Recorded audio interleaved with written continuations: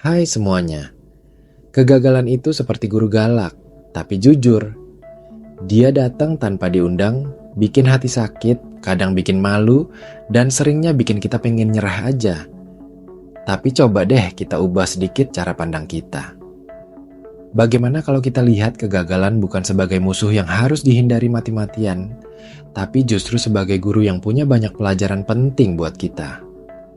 Kedengarannya aneh ya, tapi beneran. Setiap kali kita jatuh, sebenarnya ada hadiah tersembunyi yang bisa kita buka, asalkan kita mau belajar dan enggak cuman meratapi nasib. Coba deh kita ingat-ingat momen-momen saat kita gagal. Mungkin waktu itu nilai ujian jelek padahal sudah belajar keras, atau proposal bisnis ditolak padahal sudah begadang berhari-hari menyusunnya, atau hubungan asmara kandas padahal sudah merasa cocok banget. Rasanya gimana? Pasti campur aduk kan? Kecewa, marah, sedih, frustrasi, bahkan mungkin sampai merasa jadi orang paling payah di dunia. Wajar kok, itu reaksi manusiawi. Tapi setelah emosi-emosi itu mereda, ada satu pertanyaan penting yang harus kita ajukan ke diri sendiri. Apa yang bisa aku pelajari dari semua ini? Pelajaran pertama yang paling fundamental dari kegagalan adalah introspeksi. Saat kita gagal, itu adalah momen paling pas buat berhenti sejenak, menarik napas dalam-dalam, dan mulai melihat ke dalam diri. Apa sih yang salah? Apakah kurang persiapan? Apakah strateginya keliru? Apakah ada aspek yang terlewatkan? Introspeksi itu seperti kita jadi detektif buat diri sendiri, mencari tahu akar masalahnya. Misalnya, kalau bisnis kita gagal, mungkin kita kurang riset pasar, atau produk kita sebenarnya nggak sesuai sama kebutuhan konsumen, atau tim kita kurang solid. Dengan introspeksi yang jujur dan mendalam, kita bisa menemukan titik-titik lemah yang sebelumnya nggak kita sadari.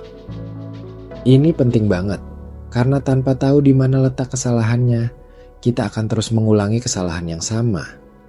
Selain introspeksi, kegagalan juga mengajarkan kita tentang resiliensi atau daya juang.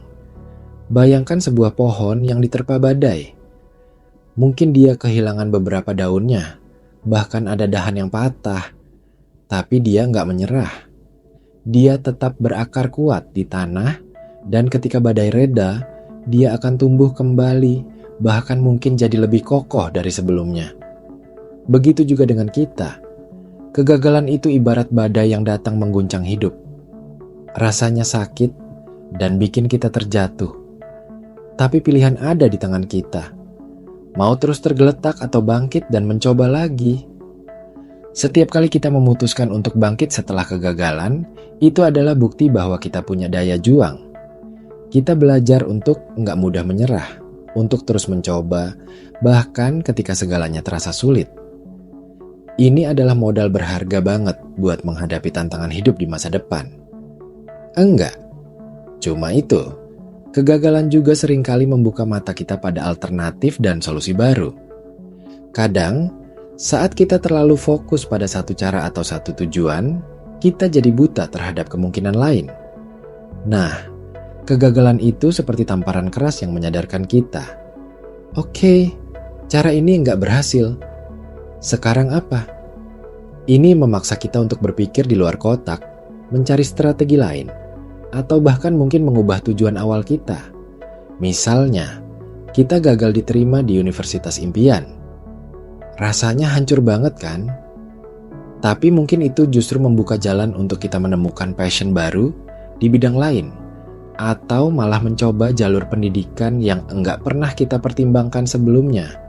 Dan ternyata lebih cocok buat kita. Kegagalan bisa jadi pintu gerbang menuju penemuan-penemuan baru yang lebih baik. Lebih dari itu, kegagalan juga mengajarkan kita tentang kerendahan hati. Seringkali, saat kita berada di atas angin, saat semuanya berjalan mulus, kita cenderung jadi sombong, merasa paling benar, dan menganggap remeh orang lain. Nah, kegagalan itu bisa jadi pengingat yang sangat efektif. Dia mengingatkan kita bahwa kita bukan manusia super, bahwa kita punya batasan, dan bahwa kita bisa salah. Ini adalah pelajaran yang berharga banget, karena kerendahan hati membuat kita lebih terbuka untuk belajar dari orang lain, lebih mau menerima kritik, dan lebih bersyukur atas setiap pencapaian. Orang yang rendah hati akan terus belajar dan berkembang, sementara orang yang sombong cenderung stagnan karena merasa sudah tahu segalanya. Selain kerendahan hati, kegagalan juga merupakan cara ampuh untuk mengembangkan empati. Ketika kita merasakan pahitnya kegagalan, kita jadi lebih bisa memahami perasaan orang lain yang juga pernah mengalaminya. Kita jadi lebih peka, lebih bisa memberikan dukungan, dan nggak gampang menghakimi. Ini penting banget dalam membangun hubungan yang baik dengan orang lain, baik itu teman, keluarga, maupun rekan kerja. Empati membuat kita jadi pribadi yang lebih manusiawi dan peduli. Pelajaran penting lainnya dari kegagalan adalah tentang manajemen ekspektasi. Seringkali kita gagal karena ekspektasi kita terlalu tinggi dan tidak realistis. Kita berharap semuanya sempurna, tanpa hambatan, tanpa kesulitan. Padahal, hidup itu enggak seperti itu. Kegagalan mengajarkan kita untuk lebih realistis dalam menetapkan tujuan dan menerima bahwa ada hal-hal di luar kendali kita. Ini bukan berarti kita jadi pesimis, ya. Tapi lebih kepada bagaimana kita bisa menyiapkan diri untuk menghadapi kemungkinan terburuk dan bagaimana kita bereaksi saat hal itu terjadi. Dengan ekspektasi yang lebih realistis, kita jadi lebih siap menghadapi tantangan dan tidak terlalu terpuruk saat menghadapi kegagalan. Dan yang paling menarik, kegagalan itu seringkali adalah langkah awal menuju kesuksesan yang lebih besar.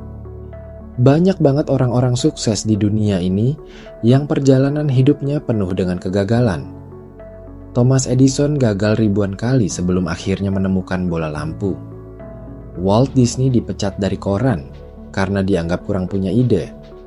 J.K. Rowling ditolak berkali-kali oleh penerbit sebelum Harry Potter jadi fenomena global. Kenapa mereka bisa sukses setelah berkali-kali gagal? Karena mereka melihat kegagalan bukan sebagai akhir, tapi sebagai data. Setiap kegagalan memberi mereka informasi berharga tentang apa yang tidak berhasil, dan dari situ mereka bisa mencari cara yang lebih baik. Mereka belajar dari kesalahan mereka, menyesuaikan strategi, dan terus maju. Jadi, kegagalan itu bukan tanda bahwa kita harus berhenti, melainkan tanda bahwa kita harus mencoba cara yang lain. Intinya, kegagalan itu adalah bagian tak terpisahkan dari proses belajar dan tumbuh. Dia memang tidak menyenangkan, tapi dia adalah guru terbaik yang bisa kita miliki. Dia mengajarkan kita tentang diri kita sendiri, tentang dunia di sekitar kita, dan tentang bagaimana kita bisa menjadi pribadi yang lebih kuat, lebih bijaksana, dan lebih resilient. Jadi, mulai sekarang, ketika kegagalan datang menyapa, jangan langsung menyerah atau meratap. Ambil napas, terima perasaannya, dan kemudian tanyakan pada diri sendiri. Oke, guru kegagalan, pelajaran apa yang mau kau berikan padaku kali ini? Dengan begitu, kita bisa mengubah setiap batu sandungan menjadi pijakan untuk melangkah lebih jauh dan lebih tinggi.